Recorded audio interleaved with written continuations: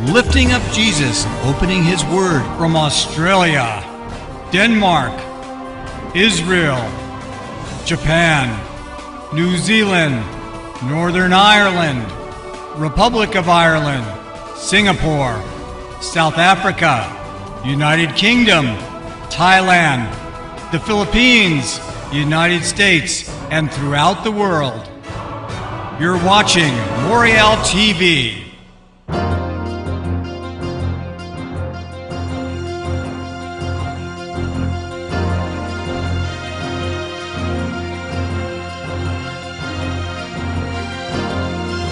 This lie of the devil was propagated by, among others, the money preacher Kenneth Copeland, who said the biggest failure in the Bible is God, that Jesus failed in his mission on the cross, the victory was Satan's on the cross, and that Jesus had to descend into hell and be tortured 3 days and 3 nights, following the perverse teaching of E.W. Kenyon and other such people. No, God has never failed. What God does is run gamuts. I'm sorry. I'll edit. It's okay. And you ought to cover in there on would there have been anybody for Jesus to torture Jesus in hell in the first place? Yeah. Okay, go ahead and roll. God runs gambits like in a chess game, a gambit. I've got your rook.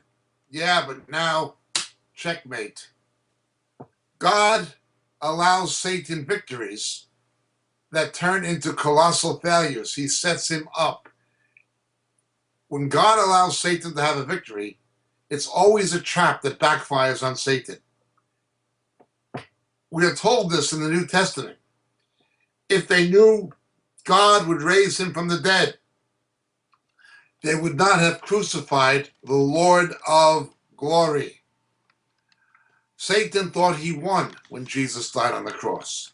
He thought he won. He did not win. Jesus rose glorious and immortal. What appear to be failures or defeats of God are always gambits.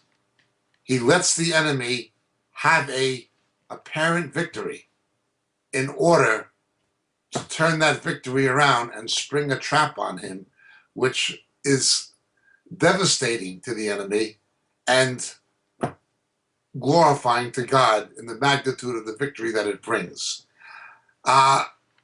No, God has never failed.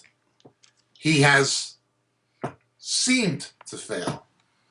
But ultimately, in the long term, even when he allows something to happen that appears to be a failure, even in the life of a believer, remember Romans 8, all things work together for the better to those who love God and are called according to his purpose. Not all things work for the better. Many bad things can happen to believers, even to good believers. Many bad things. All things don't work for the better. But all things work together for the better. God always sees the long game. God's apparent failures are simply victories in disguise. They are booby traps that the enemy picks up. I hope this explains it. My name is Jacob Prasch. Thank you for your question, comments.